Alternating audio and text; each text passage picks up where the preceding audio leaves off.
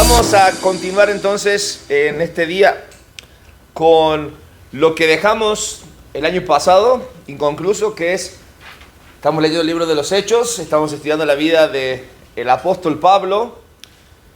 Pensaba sinceramente en hacer un repaso, hacer algunas preguntas, pero dije, mejor me ahorro, o les ahorro el mal rato, y tomamos como que ustedes se acuerdan de lo que hemos hablado. No, fíjense que es curioso porque el capítulo que nos toca hoy, del libro de los Hechos, nos va a llevar a repasar un poco en sí lo que hemos visto hasta aquí.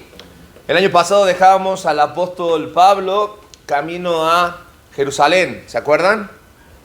Él venía de una experiencia en la cual Dios había sido claro con él a través de personas, les había dicho que él tenía que predicar a los gentiles. Sin embargo, hay un momento en el que el apóstol Pablo siente el peso en su corazón por ir a Jerusalén, y en medio de su viaje de regreso hacia Jerusalén hay personas que les advierte, que le dice que no vayan, incluso claramente les dice lo que le va a pasar, que le iban a tomar prisionero, que iba a tener problemas, que iba a sufrir. Sin embargo, él siente el peso en su corazón y con determinación él llega o él toma camino a Jerusalén. Cuando Pablo llega a aquel lugar, lo primero que ocurre es que Pablo es arrestado. Es arrestado. Entonces, la fe de Pablo, una vez más, es puesta a prueba. Y hoy precisamente vamos a ver cuál debe ser el obrar de los hombres cuando su fe es puesta a prueba. ¿Cómo es que nosotros podemos permanecer fieles cuando todos nos juzgan, cuando todos nos señalan? Hechos capítulo 22 es el capítulo que vamos a estar estudiando el día de hoy del libro de los Hechos.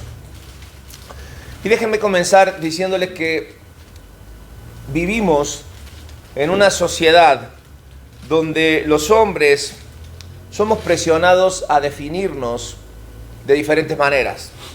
Por ejemplo, hoy en día la sociedad nos presiona a que podamos ser definidos como hombre por lo que obtenemos, es decir, por el fruto de la labor de nuestro trabajo, es decir, por lo que ganamos.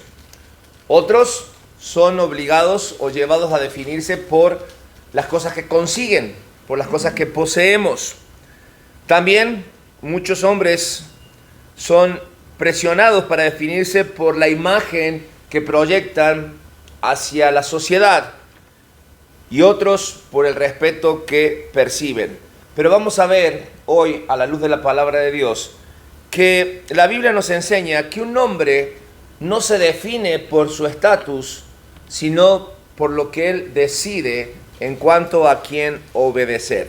Y en Hechos capítulo 22 vamos a ver al apóstol Pablo rodeado por una multitud, amenazado, que quieren matarlo. Él está encadenado, está humillado, y aún así él sabe que está libre a pesar de que lo acusan, a pesar de que lo juzgan, porque él sabe que decir la verdad le quita todo peso de encima, le quita todo miedo y lo hace vivir libre.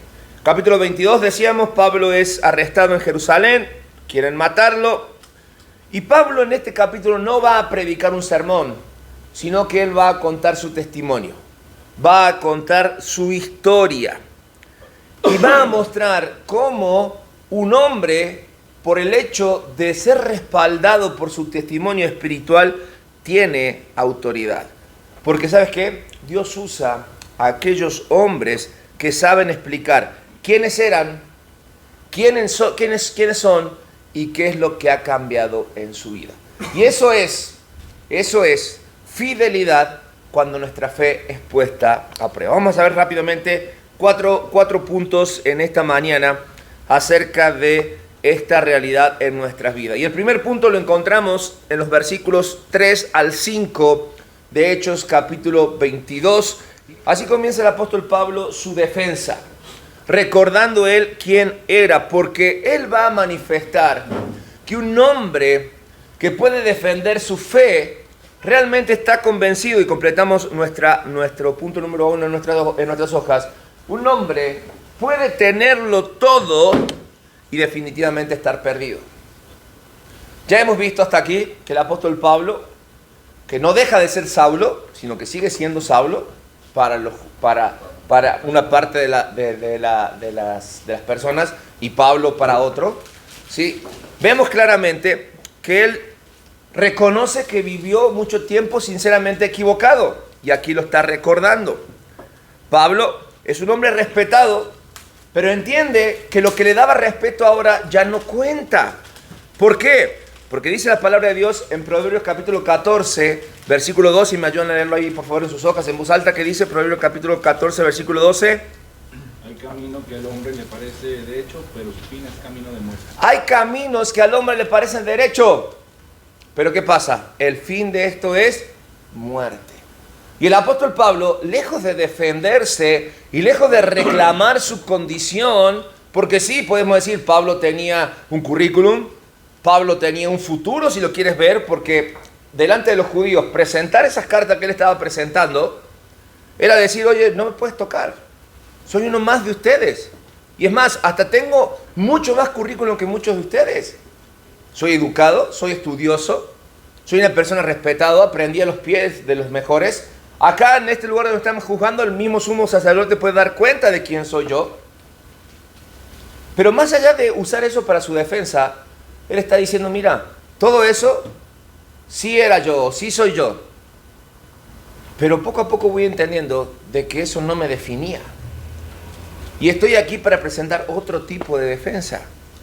Tanto es así que más adelante el apóstol Pablo va a escribir a los filipenses y en el capítulo 3, versículos 7 y 8 le va a decir, pero todo esto que antes valía mucho para mí, ¿qué cosas valían para Pablo hace mucho tiempo atrás? Ser judío, ser educado, ser respetado, ser temeroso de Dios. Todo eso, ahora, a causa de Cristo, lo tengo ¿por qué? Por algo sin valor. Aún más, a nada le concedo valor si lo comparto con el bien y no lo comparto con el bien supremo de conocer a Cristo, Jesús mi Señor. Por causa de Cristo lo he perdido todo y todo lo considero ahora así como que como basura a cambio de ganarlo a Él, de ganarlo a Cristo. Sí, porque también Pablo reconocía que así como era un hombre que tenía todas esas cartas para presentar, él estaba equivocado, porque era perseguidor, porque era violento, porque era un ciego espiritualmente. Se dio cuenta que no le alcanzaba lo moral, que no le alcanzaba el deseo de hacer las cosas bien, que no le alcanzaba ser religioso. Porque cuando se encontró con Cristo, Cristo lo encontró, lo perdió todo para ganar algo mucho más importante en su vida. Por eso el mismo Señor Jesucristo nos va a advertir y nos va a decir que para encauzar nuestras vidas hay una solución. Y esa solución es Cristo Jesús. Lo mismo que le pasó al apóstol Pablo. Jesús mismo, en Juan capítulo 14, versículo 6, él dice, yo soy ¿qué cosa? El camino. ¿Yo soy qué? ¿Y qué más? Nadie viene al Padre si no es por mí. Si no es por mí. Mira, no importa lo mucho que quisiéramos trabajar hoy, lo que nos esforcemos por cuidar nuestra familia, si estamos lejos de Cristo, si estamos lejos de Cristo, todo eso cae en sacos rotos. Y si aún tú un día has decidido seguir a Cristo, pero quieres ir por tu cuenta o seguir por tu cuenta, simplemente por encajar en esta sociedad, simplemente por no perder estatus, no lo hagas, no lo hagas. Porque un hombre sin Cristo puede estar avanzando, pero no necesariamente en la dirección correcta. No necesariamente en la dirección correcta. Hombres, por eso podemos decir que el éxito sin Cristo no es avance, sino que es un extravío bien organizado. Te estás extraviando organizadamente, pero estás caminando cada día más lejos de Cristo. 2. Cuando nuestra fe es puesta a prueba, necesitamos entender algo. Y ese algo tiene que ver con lo que el apóstol Pablo va a decir en los versículos 6 al 8. Y es que el orgullo debe caer para que la gracia pueda obrar. ¿Qué pasó con Pablo? Sigue el relato. Él iba camino de Damasco a hacer lo que él estaba convencido que quería hacer, que no necesariamente era lo que tenía que hacer, pero lo estaba haciendo. Y se encuentra con esta luz, se encuentra con Cristo, que lo primero que hace es derribarlo. Yo pregunto, ¿por qué Dios tenía la necesidad de derribar a Saulo de su montura? ¿Cuál crees que era la necesidad que tenía Jesús? ¿No podría haber directamente hablado, obrar el milagro y demostrar que Dios podía cambiar la vida así? ¿Simplemente porque Dios lo deseaba? No, Dios tiene la necesidad de voltear al apóstol Pablo, o en este caso a Saulo, simplemente porque también quiere levantarlo. Porque también quiere levantarlo. Pablo relata con lujo de detalle que esa luz se le apareció, lo volteó, y que no fue una conversación que tuvo allí, sino que directamente fue una confrontación directa con Saulo. Sí, porque Dios ya tenía planes para él. Dios ya lo había escogido y Dios estaba marcando lo que Saulo debía hacer en y con su vida. Salmo 34, versículo 18, nos pone en perspectiva de que no es algo que se ideó Dios en el momento en específico para con Saulo, sino que es la forma de pensar, porque el Salmo 34, versículo 18 dice: cercano está Jehová, ¿a quién? A los quebrantados de corazón, y dice, y salva a los constritos de espíritu.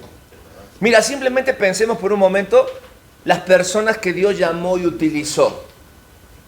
Que Dios llamó y utilizó. No necesariamente los utilizó porque estaban en su prime, ¿me entienden? Porque eran hombres poderosos y eran hombres que tenían gran fama, o eran hombres que no necesitaban más que el empujoncito de Dios. No.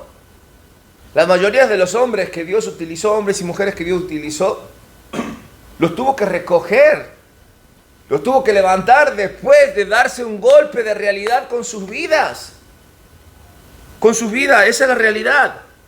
Y me encanta porque cuando Dios llega a Saulo, no le dice: a ver, Saulo, tú y yo tenemos que hablar. ¿Me das permiso? ¿Me das chance? ¿Podemos hablar? No. Llega directo con él. Cristo derriba a Saulo para poder salvarlo. Proverbio dice en el capítulo 16, versículo 18: tras el orgullo viene el fracaso.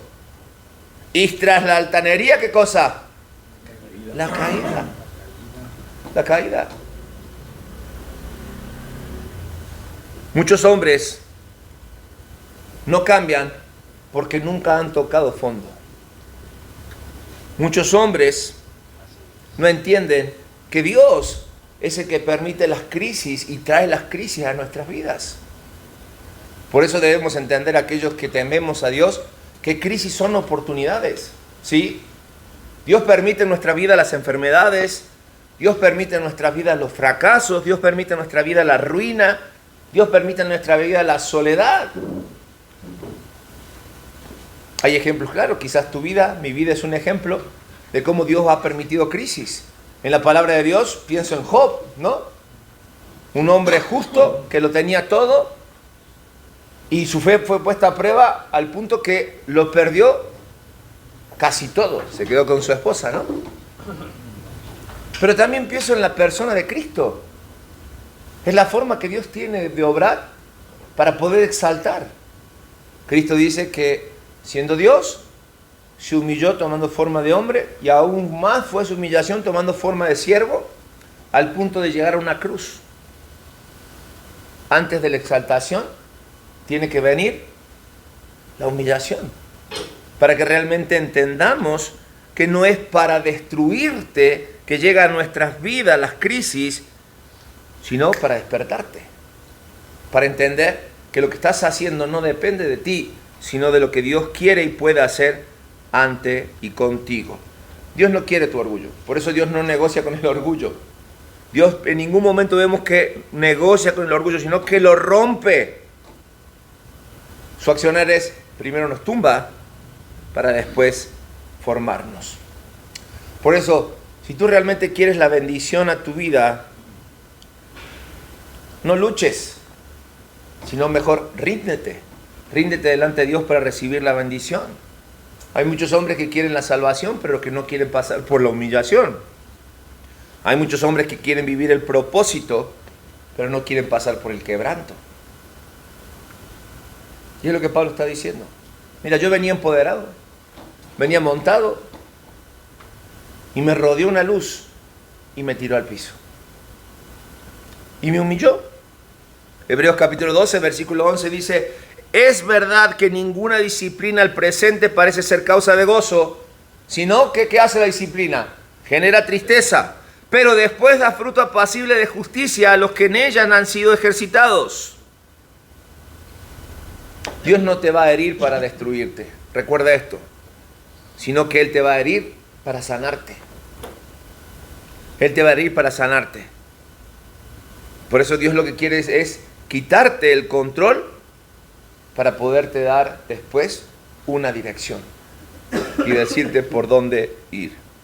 Recordemos entonces, Dios no te derriba para humillarte, sino que te humilla para transformarte. Así obra Dios. El apóstol Pablo continúa su relato, continúa esto que no necesariamente dijimos es un sermón, ni siquiera es alguien que está teniendo la razón de lo que está diciendo, sino que está presentando cómo su vida fue cambiada después de un encuentro tan personal como fue el de Cristo. Y en el versículo 10 del capítulo 22 sucede algo interesante en medio de este relato. Y dije, después que es volteado, después que ve aquella luz, después que los que estaban alrededor de él se espantaron, dice: ¿qué haré, Señor? Qué interesante esta frase, ¿no? La traemos de allí del relato cuando Saulo es volteado de su montura y lo primero que hace es reconocer quién le está hablando y dice entonces, ¿qué es lo que haré ahora? ¿Qué haré, Señor? Y dice: levántate y ve a Damasco y allí te dirá todo lo que se te es ordenado que hagas. Esta frase, ¿qué haré, Señor?, no es un deseo bonito, no es un devocional, sino que es una declaración de señorío. Pablo está diciendo: ok, eres el Cristo, eres el Señor. ¿Qué es lo que viene para mí? Tanto es así que Pablo entendió lo que estaba viviendo, que cuando él le escribe a los Romanos, en el capítulo 12, versículo 1, va a demostrar qué significaba realmente esta expresión y nos va a dar a entender cómo debe ser nuestra vida cuando somos confrontados por Cristo. Romanos 12, 1, dice la palabra de Dios: así que, hermanos, os ruego por las misericordias de Dios, ¿qué cosa? Que presentéis vuestros cuerpos, lo tienen en sus hojas, en sacrificio vivo, santo, agradable a Dios, que es vuestro culto racional. Más adelante va a decir el apóstol Pablo: ya no vivo yo, sino que vive Cristo en mí. Esto es lo que quiere decir esta expresión que comenzó el apóstol Pablo reconociendo el señorío. ¿Qué quieres que haga? ¿Qué quieres que haga? No es ¿qué quiero yo? No es toma en cuenta lo que me conviene. No es qué me hará quedar bien.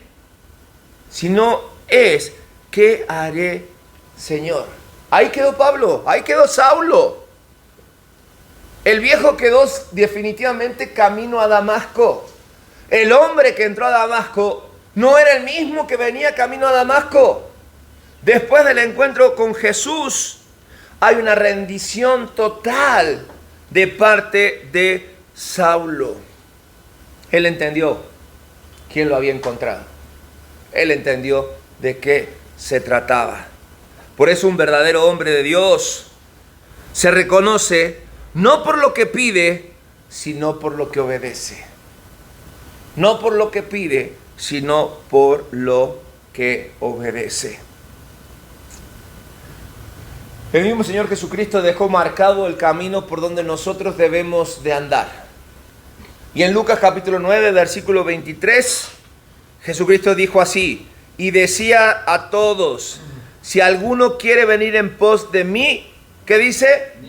Niéguese a sí mismo, tome su cruz. ¿Cuándo? Cuando le va bien, cuando las cosas salen bien, cuando vas el domingo a la iglesia, cuando vienes el miércoles o el martes con varones. No, ¿cuándo? Cada día. ¿Y qué? Y sígame. Mira, me preguntaban anoche, ¿Cómo es esto de tomar la cruz si Cristo no había ido a la cruz? Yo pregunto, ¿Cristo fue el primer crucificado? No, la crucifixión era una herramienta de tortura que tenía el pueblo romano, no solamente para el que era el crucificado, sino una advertencia para el que andaba de a pie. Y cada vez que había una crucifixión, ¿sí?, la persona que iba a ser crucificada era sacada de la cárcel y era obligada a transitar hacia el lugar donde iba a ser crucificado, llevando sobre sus hombros, ¿sí?, la cruz donde iba a ser crucificado. Entonces era, a veces, no me gusta la expresión común, pero era de público conocimiento para cualquiera que veía eso, que cargar la cruz era una señal de humillación, una señal de condena, una señal de que no estabas haciendo las cosas como debías hacerlo y que te esperaba algo peor. Entonces, bajo esa imagen es que Jesús le dice, mira, el que quiere seguirme, que quiere venir en pos de mí, tiene que pagar el precio de ser humillado, de ser hecho a un lado, de ser señalado, de que la sociedad le diga, es que tú no eres como nosotros, de que te mereces lo que te pasa. Eso era. Dice, toma tu cruz cada día y sígueme. De por sí como cristiano es difícil andar en este mundo, más aún con la carga de saber que no somos de este mundo y de que no podemos ser de este mundo. Dios fue claro, dijo, el que es amigo del mundo es enemigo de Dios. Ya de por sí esa elección cada día es una carga para nosotros, pero debemos de vivirlo, porque un verdadero hombre de Dios no se reconoce por lo que pide, sino porque a quien obedece. Por eso decimos, un hombre no es fuerte cuando lo controla todo, sino que es fuerte cuando el hombre decide someterse a Dios. Así es, y el apóstol Pablo fue un hombre que dirigió por mucho tiempo su vida. Pero después de aquel encuentro con Cristo y después de aquella oración cuando dijo, ¿qué quieres que haga?, es el momento que él decide someter su vida a Cristo. Proverbios capítulo 3, versículos 5 y 6. Fíate de Jehová, ¿qué dice? De todo tu corazón, y no te apoyes en tu propia prudencia. Reconócelo ¿dónde? En todos tus caminos. En todos los caminos por donde andamos, todas las decisiones que tomamos, laborales, de relaciones, familiares, en todos tus caminos. ¿Y cuál es la promesa? Él enderezará tus veredas. Un hombre espiritual no es el hombre que ora mucho necesariamente, sino es el hombre que se rinde completamente a la voluntad de Dios. El hombre más fuerte, entonces completamos ahí, es el que sabe rendirse a Dios. 4. El apóstol Pablo, en medio de esta defensa que él presenta, o de este contar su testimonio, porque hago paréntesis, me encanta hasta aquí, y yo no sé si tú lo has notado, creo que sí, y si no, para que te des cuenta, cada vez que Pablo tenía la oportunidad, cada vez que lo buscaban, lo encontraban. Lo encontraban, porque cada vez que le daban la oportunidad de hablar para que él se defendiera, para que él lo acusara, o para que él dijera algo para atraparlo, ¿qué es lo que hacía el apóstol Pablo? Compartía de Dios, compartía de Cristo, de su encuentro, daba testimonio. Y no está haciendo otra cosa en Hechos capítulo 22, no tener la razón, sino dar un testimonio y enseñarnos que la obediencia no es barata, pero siempre es correcta. Fíjate, Hechos capítulo 22, versículo 17 al 21. Aquí Pablo está diciendo, mira, yo quería hacer unas cosas, pero Dios no me dejaba. Y aún así le decía, pero ¿qué problema puedo tener si yo voy a Jerusalén, si yo soy uno de ellos? Yo por eso soy un héroe nacional. O sea, no hay muchos cambios, sigo siendo el mismo.